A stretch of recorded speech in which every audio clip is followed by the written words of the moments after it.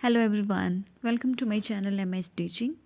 आज की इस वीडियो में हम करेंगे नीड फॉर रिफ्लेक्स एक्शन, जो कि 10th क्लास की बायोलॉजी का कंट्रोल एंड कोऑर्डिनेशन चैप्टर का एक टॉपिक है। प्रीवियस वीडियो में मैंने आपको बता दिया था कि जो हमारे नर्वस एक्शंस होते हैं they are of 3 types: reflex actions, voluntary action and involuntary action. तो उसमें मैंने आपको रिफ्लेक्स एक्शन की डेफिनेशन भी बताई थी। अब आज की इस वीडियो में हम करेंगे कि रिफ्लेक्स एक्शन की ज़रूरत क्यों पड़ी। तो पहले तो आपको थोड़ा सा रिकैप करवा देते हैं कि what is reflex action. Reflex action होता है किसी हार्मफुल स्टिमुलस के लिए क्विक रिस्पॉन्स, जो कि ऑटोमेटिक होता है। ठीक है। अच्छा, अब जो आज का टॉपिक है दैट इज़ कि इसकी ज़रूरत क्यों पड़ी। अब जो रिफ्लेक्स एक्शन है वो होता है क्विक रिस्पॉन्स, लेकिन अगर रिफ्लेक्स एक्शन नहीं होता तो जो हार्मफुल हमारे स्टिमुलस होते हैं वो जब हमारी बॉडी रिसीव करेगी, फिर सेंसरी न्यूरॉन उनको ब्रेन तक लेके जाएगा, फिर ब्रेन उसको इंटरप्रेट करेगा, फिर वो अपना रिस्पॉन्स मोटर न्यूरॉन के थ्रू लाएगा, तो इसमें थोड़ा टाइम लग जाएगा। तो उस टाइम को रिड्यूस करने के लिए हमारी बॉडी में होता है रिफ्लेक्स एक्शन। अच्छा, रिफ्लेक्स एक्शन में अगर मैसेज ब्रेन तक नहीं जाता तो कहाँ पे हो जाता है ये? इस रिफ्लेक्स एक्शन का जो मेन सेंटर होता है रिस्पॉन्स का होता है हमारा स्पाइनल कॉर्ड। लेकिन कुछ एक रिफ्लेक्स एक्शन ऐसे भी होते हैं जिनका रिस्पॉन्स ब्रेन से आता है। क्लियर? तो क्यों ज़रूरत पड़ी हमारी यहाँ पे रिफ्लेक्स एक्शन की? कि कुछ हार्मफुल स्टिमुलस ऐसे होते हैं जिनके लिए डिले, अगर रिस्पॉन्स में डिले हो जाए that can be very very harmful to our body. तो उसको क्विकली रिस्पॉन्स करने के लिए रिफ्लेक्स एक्शन की ज़रूरत पड़ी। थोड़ा सा यहाँ पे मैंने लिखा भी है, इसको रीड कर लेते हैं।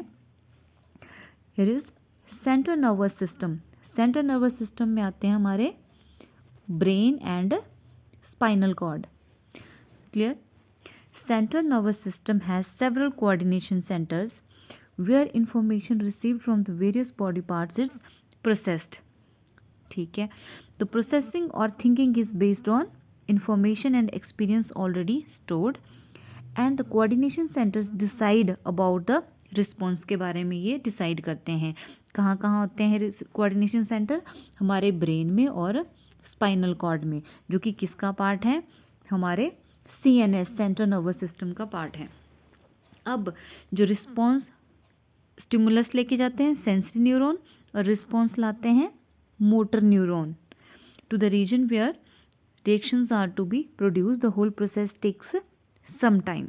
इसको आप सिंपली बोल सकते हो कि जब भी हमारी बॉडी कोई स्टिमुलस रिसीव करती है तो सेंसरी न्यूरॉन्स उसको ब्रेन तक लेके जाते हैं, ब्रेन या सेंट्रल नर्वस सिस्टम तक लेके जाते हैं, जहाँ पे बहुत ज़्यादा कोऑर्डिनेशन सेंटर होते हैं। वो उस स्टिमुलस को इंटरप्रेट करते हैं, उसको समझते हैं, फिर मोटर न्यूरॉन के थ्रू वो मैसेज लेके आते हैं या in the form of response उस स्टिमुलस जहाँ पे रिसीव हुआ था उस वाली साइट तक। और इस होल प्रोसेस के लिए it may take some time. However, जबकि कुछ ऐसी सिचुएशन होती हैं जहाँ पे sensation requires immediate response, and उन केसेस में delay during analysis and processing the information would be harmful हो सकता है। इसीलिए ऐसे केसेस के लिए body operates reflex action. Clear? तो इसलिए हुई हमें बॉडी के लिए रिफ्लेक्स एक्शन की ज़रूरत कि कुछ रिस्पॉन्स ऐसे होते हैं जिनमें डिले हार्मफुल हो सकता है। हालांकि हमारा जो नॉर्मल अगर रिफ्लेक्स एक्शन नहीं होता तो प्रोसेस थोड़ा सा लंबा होता है, जो कि थोड़ा सा टाइम कंज्यूमिंग है। तो किसी भी तरह के हार्मफुल उससे बचने के लिए रिफ्लेक्स एक्शन की ज़रूरत हुई। Next is what happens in reflex action.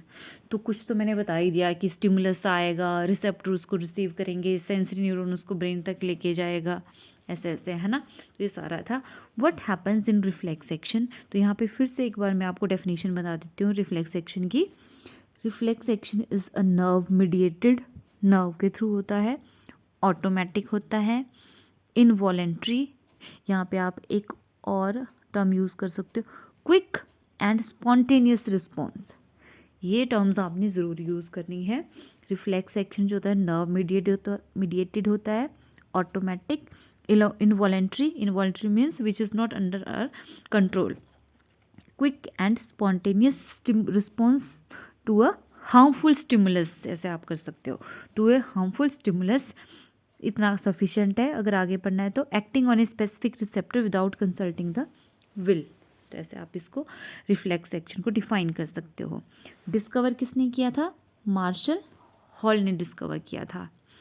Example आप रिफ्लेक्स एक्शन के अपनी डे टू डे लाइफ से बहुत सारे दे सकते हो, जहाँ पे आपको एकदम से स्टिमुलस मिलता है और आप कोई भी हार्मफुल स्टिमुलस है, जैसे कांटा चुभ गया, आग गिर गई आपकी बॉडी के ऊपर, या किसी हॉट चीज़ के आप अंदर आपने रख दिया, कैमरे की फ्लैश जब ऑन होती है तो उस केस में हमारी आंखें एकदम से बंद हो जाती हैं. ब्राइट लाइट में जो है हमारे पीपल का साइज छोटा हो जाता है, डिम लाइट में जो है वो बड़ा हो जाता है.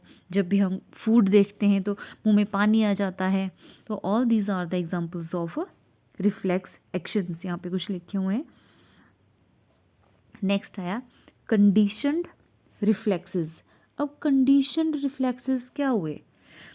कुछ एक एक्शन ऐसे होते हैं जिनको हम अपनी डे टू डे लाइफ में रिपीट करते रहते हैं, तो फिर वो हमारी एक आदत जैसी बन जाती है. ठीक है कि अच्छा ऐसे ऐसे ऐसे होगा, ऐसे करना है, तो उनको बोलते हैं कंडीशनड रिफ्लेक्सेस. तो how will you define? By regular association, habit और प्रैक्टिस. बाय रेगुलर एसोसिएशन के हैबिट और प्रैक्टिस की वजह से some actions can be converted into reflex action, और ऐसे ही एक्शन को बोलते हैं कंडीशनड रिफ्लेक्सेस. क्लियर? नेक्स्ट, अब जैसे कि एग्जांपल आ गए कंडीशन रिफ्लेक्सेस के, writing, reading, walking, driving, pedalling, salivation at sight और स्मेल ऑफ फूड एटसेट्रा. ये हो गया हमारा कंडीशन रिफ्लेक्सेस. रिफ्लेक्स एक्शन कर लिया हमने, क्यों उसकी ज़रूरत हुई, और कंडीशन रिफ्लेक्सेस क्या होते हैं.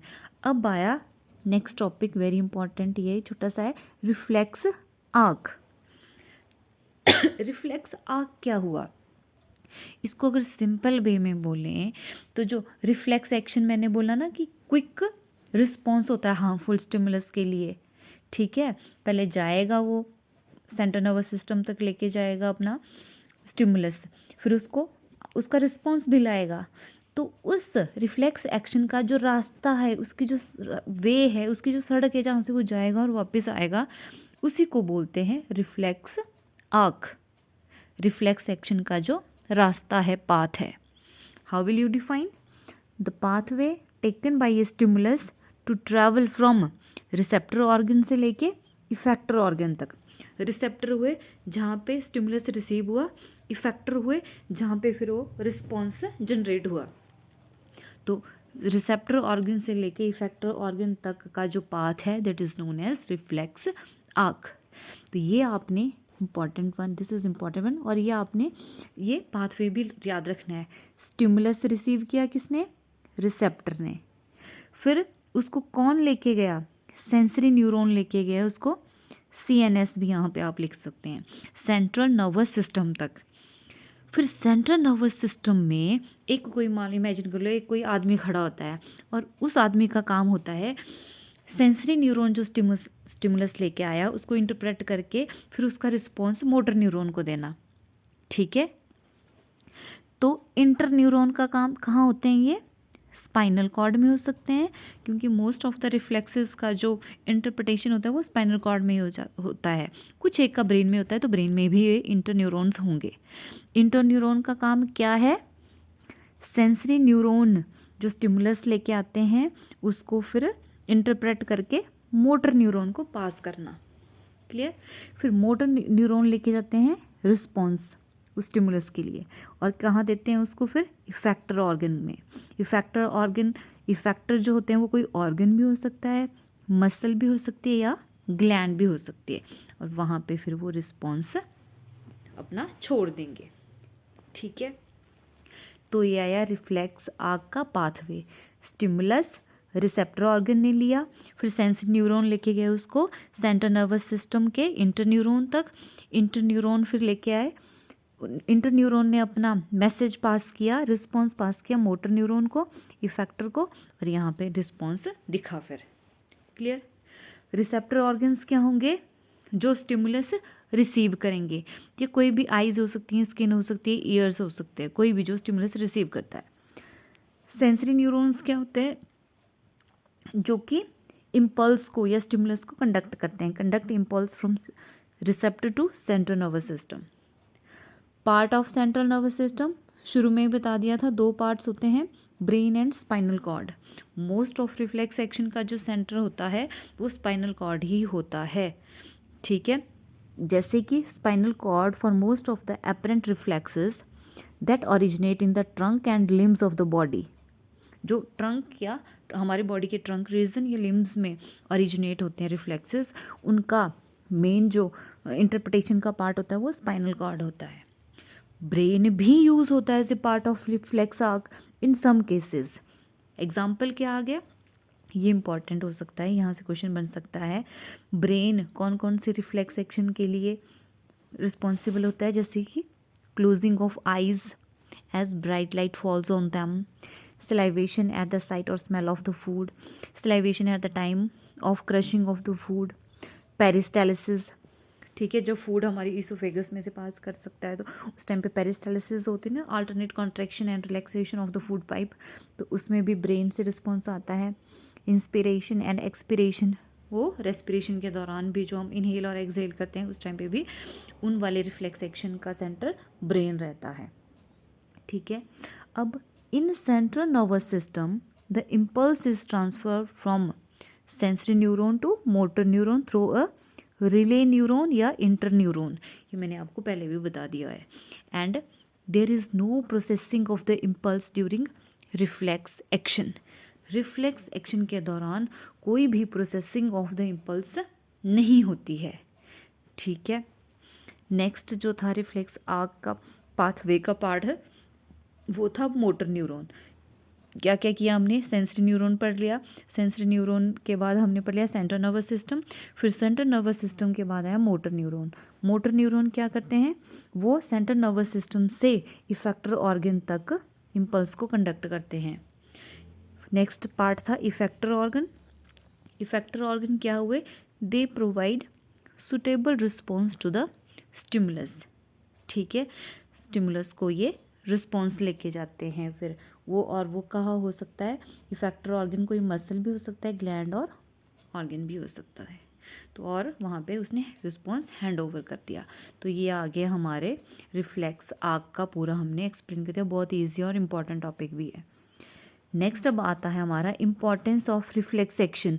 जब हमारे पास ठीक है लंबा प्रोसेस होता वो ठीक था, रिफ्लेक्स एक्शन ऐसे क्विक रिस्पॉन्स की ज़रूरत क्यों पड़ी, तो पहला तो आया to reduce the overload of the brain.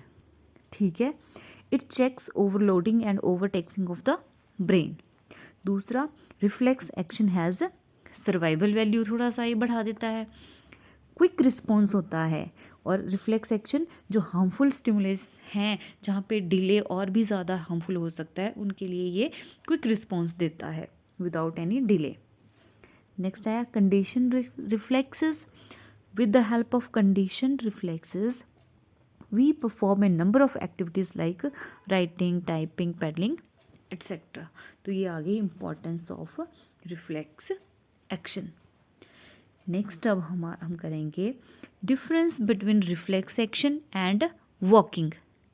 reflex action और walking में क्या difference है, बहुत ही ईजी है।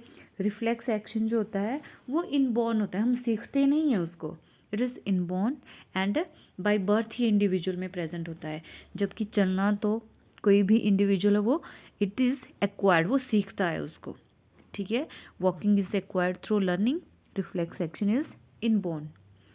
रिफ्लेक्स एक्शन ऑटोमेटिक होता है, इसको हम कंट्रोल नहीं कर सकते, जबकि walking it is under our control, मन करेगा तो चलेंगे, नहीं करेगा तो नहीं करेंगे। ठीक है, रिफ्लेक्स एक्शन को हम चेंज नहीं कर सकते हैं, it can not be changed, जबकि walking it can be changed. Reflex action has survival and protective value, whereas walking it has various functions generally other than survival को छोड़ के, और इसके बहुत ज़्यादा फंक्शन होते हैं। तो ये था हमारा आज का topic, why there is need for reflex action, reflex arc, condition reflexes और रिफ्लेक्स आर्क का पाथवे हमने पढ़ा, and difference between reflex action and walking. If you like the video, then please like, share and subscribe my channel MS Teaching. Thanks for watching.